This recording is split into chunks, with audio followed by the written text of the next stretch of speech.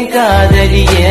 உன்னை விட்டயா தொடைய காதலிய எனக்கு ரொம்ப பிடிக்கும் அவ பேசுன குழந்தைய போல இருக்கும் என்ன பிடிக்காத மாதிரி தாது நடிக்கும் கண்ணு மட்டும் பார்த்து கொடுக்கும்